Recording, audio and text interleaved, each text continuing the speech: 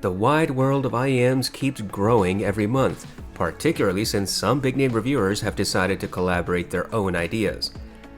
Once again, we jump into the void that is the IEM market. This time, we're taking a look at the Moondrop Chew. Hi-Fi Go sent me the Chew to review. Hi-Fi Go is among a few retailers that specializes in chi-fi gear. If you're looking for audiophile gear, check out Hi-Fi Go. Now, let's find out what this $20 IEM can do. Moondrop calls the Chew an entry-level IEM. I don't think that's remotely true. If they want to talk about entry-level, then the Quarks is the real contender at $12. But whatever, maybe they forgot they released the Quarks last year. Moondrop says that the Chew has powerful performance with a good level of clarity and details. They claim this IEM complements all types of music and has a lively tuning. They say that the Chew has wide and open soundstage and a crisp clarity. Moondrop has paired the Chew with their new spring ear tips, which supposedly enhance comfort. The marketing here is sparse and contains limited flamboyant audiophile nonsense. It's a refreshing change of pace. The Chew takes a cue from the Aria. Both are made of metal and have black undercoating with gold-colored designs. The Chew, however, has a more elongated structure. The Chew has some weight to it. You will feel it sitting in your ear, similar to the Aria. The Chew has rounded corners and a solid build. If there's a weak point, it's likely the cable. The cable is permanently attached. That's too bad since it causes significant microphonics when rubbed against a surface or your clothing. This is an unfortunate problem with a lot of IEMs that fail to properly isolate from noises caused by cables touching surfaces. It's like wearing a stethoscope. The Chew comes with a cloth carrying bag and a few spare ear tips. As for comfort, well, the Chew is pretty easy to wear. Despite its metal build, the IEM sits sturdily in my ears and is secure. The ear tips do not seem any more comfortable compared to many other silicone ear tips I've used, but they are, fundamentally, comfortable. The unfortunate problem again is with the cable. The microphonics are immediately noticeable when the cable rubs against clothing, which is distracting and annoying. Overall, the Chew has decent build, good accessories, and a fairly comfortable fit. However, the cable noise is going to be a big problem for some. To test the Chew, I used it with various devices. This includes the RME 80i2 DAC, the Brooklyn DAC Plus, Low2 PAW 6000, and the EcoZerta ITM03. I used the stock accessories and listened to my test playlist on Amazon Music HD. You do not need an amplifier for the Chew. It's easy to drive, and if your devices have headphone jacks, just plug the Chew right in. My tests indicate that the Chew has close to neutral bass response. In Mountains by Hans Zimmer, there's a rumble from the beginning, which builds into a crescendo. The Chew presented this detail and sounded similar to what I heard on the Moondrop Quarks. Transients was similar as well. When the crescendo hit, the Chew made the organ meld with the other instruments. The rolling thunder effect was audible, but did not drown out the other elements. When the vocals chimed in, they rose from the background until they were shoulder to shoulder with the instruments. In Conquer by Overwork, there's a rolling marble sound at the beginning. This pans from right to left to center. The Chew presented this sound and some of the panning. There are multiple drums in this track, and the Chew rendered them all similarly. In other words, the various drums all had hard impact, and each drum strike melded with the next. The drum strikes were not sharp or piercing, rather had a thudding sound. I listened to several hip-hop songs including Pure Water, New Patek, Reel It In, and Uproar. On each occasion, the Chew presented the sub-bass very similarly to what I heard on the Quarks. The subwoofer always sounded like it was at the other end of a medium-sized room. The vocals were 2 steps ahead of the instruments and retained their sparkle. The drums were louder than the sub-bass. I listened to my Sicario playlist. I used these tracks to determine if there is any audible bass distortion. Traversing from low to high volumes, I could not hear any distortion. Overall, the Chew appears to have close to neutral bass.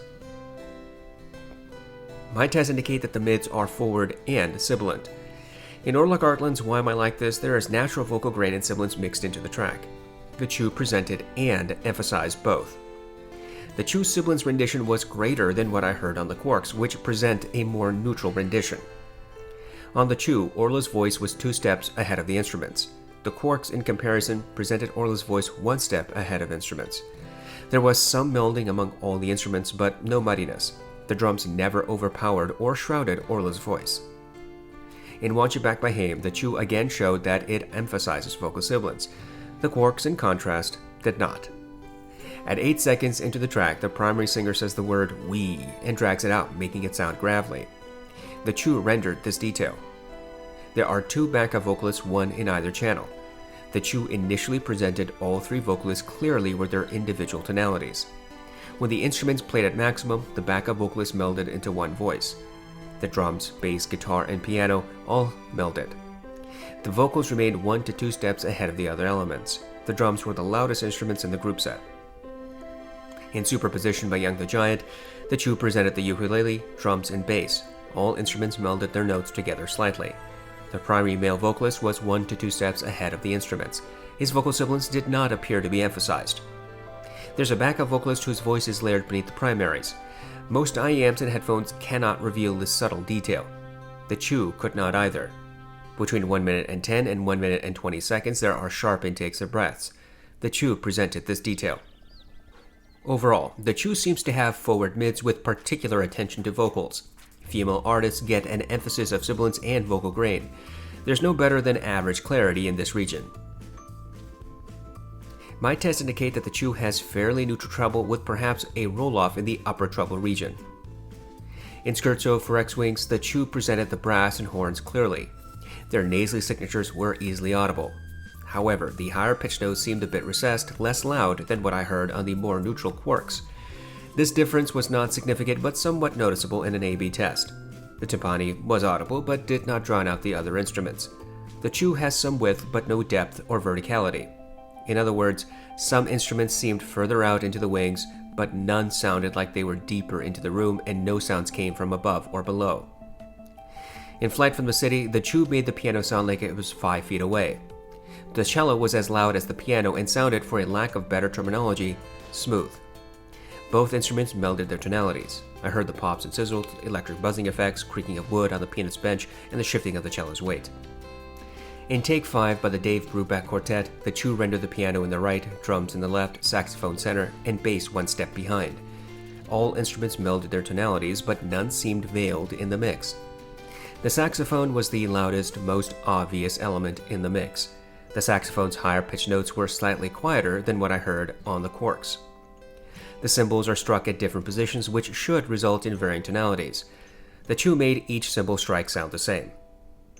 Overall, the Chew seems to have close to neutral treble, but with a slight upper treble roll-off. There's no harshness in the treble region, even at high volumes. Moondrop says that the Chew has good detail.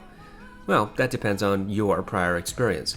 Coming from cheap over-the-counter earbuds, then absolutely. But compare it to other audiophile IEMs and you may not be as impressed as Moondrop hopes. Throughout my time with the Chew, I never felt that I was getting greater detail retrieval than what I have heard on many other IEMs. Nor did the Chew suddenly open my music to slight variances that I had not previously noticed. In fact, my experience with the Chew was pretty average. Creaking of wood, shifting of a cello's weight, sharp intakes of breaths, multiple vocalists, twangs of guitar strings, nasally signatures of brass and horns. These types of details are clear. But subtle, nuanced details are not any clearer on the Chew than on the cheaper Quarks.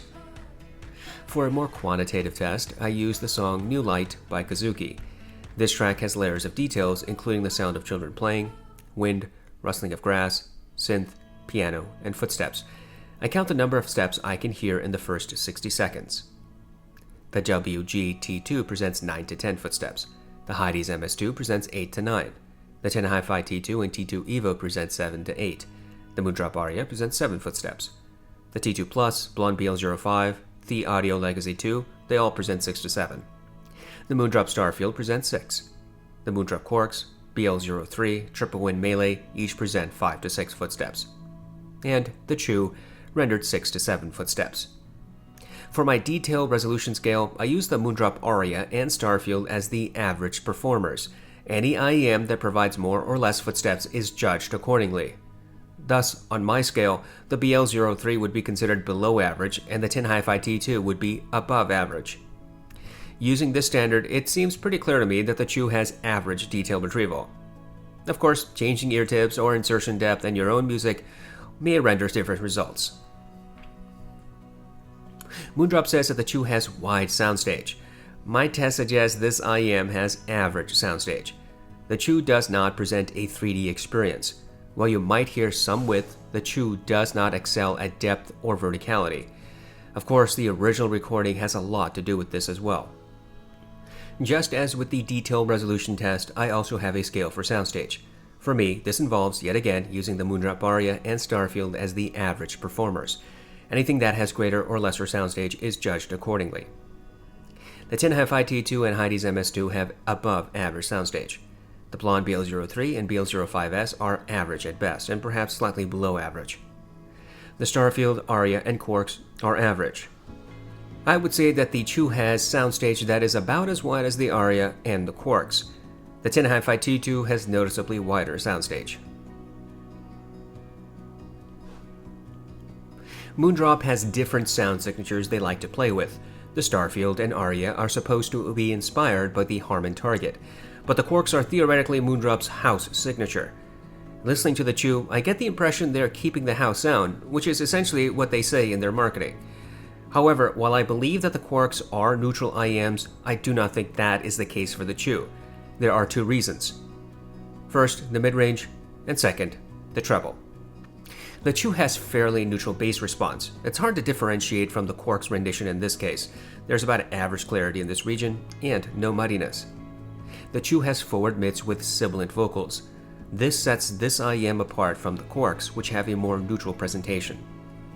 Vocals on the Chew stand 2 steps ahead of instruments. Drums appear to be the loudest element in a mix, other than vocals. The Chew has fairly neutral treble until the upper treble, where there's a downward deviation.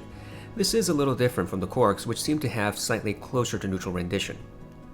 Regardless, the Chew never gets harsh or piercing where treble instruments are concerned. The Chew has average detail and average soundstage. The Chew is an interesting departure from the Quarks. The Chew has a greater emphasis on vocals and less treble energy, though the treble issue is not particularly significant. Ultimately, I'd say this is a balanced sounding IEM that caters to vocals. I get the impression that Moondrop thought they could take the Quarks, push the mids, and slightly reduce the treble. Whether this is something you'll enjoy is something only you can decide. It's important we compare products as often as possible. That's the only way to know if new gear is worth our time and money. Here, I've already discussed the Chew against the Quarks. In addition, let's also compare the performance as to the Aria and the tin hifi T2. For these tests, I used the stock accessories. I plugged each IEM into a passive AB switch that was plugged into my Brooklyn DAC Plus. I listened to my test playlist on Amazon Music HD and tried to volume match. The Aria has a significant bass emphasis compared to the Chew.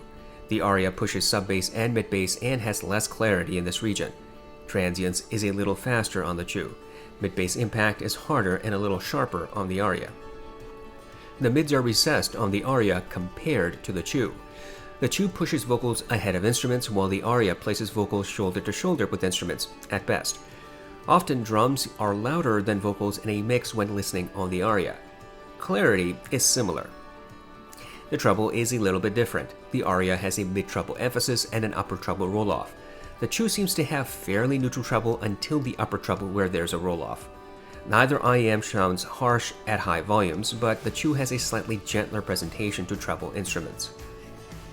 Both IEMs have similar detail retrieval and similar soundstage. The T2 is a huge departure from the Chew. The Chew is virtually a bass cannon in comparison. The T2 has a bass roll-off, but it also presents noticeably greater clarity and separation in this region. Drum hits are a little sharper on the T2, but also have faster transients. The Chew has greater bass bleed into the mids. The mids are forward on both the T2 and Chew. However, it seemed that the T2 has greater sibilance emphasis in comparison. Separation and clarity is immediately more present on the T2. Vocals stand apart from instruments more obviously on the T2. The treble is different. The T2 has a boost in the mid to upper treble, while the Chew has an upper treble roll-off. Some might find the T2 harsh and the Chew a more gentle rendition of treble instruments. The T2 has noticeably greater clarity and detail and wider soundstage. Comparisons like these help us determine if the latest hype is actually hype-worthy or simply uncontrolled nonsense we're subjected to all the time. Here, the Chew, when compared to drastically different sounding IEMs, obviously has drastically different presentation. But the reason we pick gear that is well known is because there's a greater probability that you have one of these alternatives and are familiar with them. If you've got the Aria or T2, then you can imagine whether the Chew might appeal to you. Of course, there's no substitute to actually listening to headphones and IEMs. Ear tips, ear pads, placement, and volume all play a role in the experience that you are going to get. It's no secret that I love the Moondrop Quarks. That is the most neutral IEM I have heard in anything under a few $100s. It's comfortable, light, and super duper cheap. You really cannot ask for better given the ridiculously low price tag.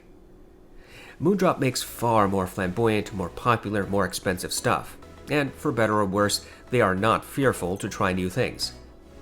As far as the Chew is concerned, I think this is a pretty simple equation for me. At $20, the Chew is certainly value. Whether you'll enjoy its sound signature is something only you can figure out.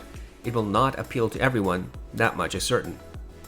But if there's one major issue with the Chew, it is the microphonic cable. I simply cannot stand IEMs with fixed cables that transmit cable noise. It's just unacceptable. If companies are going to force us to live with a cable, then at least they can engineer the housing to dampen that type of noise. The KB Ear OS1 Pro is around $20 and has a detachable cable, so I really do not see an excuse where Moondrop is concerned. I'm less concerned about the Chew's metal construction and would easily trade that for a cable I can replace. But if a microphonic cable isn't on the top of your worry list, or if you don't think it will be an issue for you, then the Chew does make a good argument for value. It is built well, it is comfortable, and it comes with good accessories.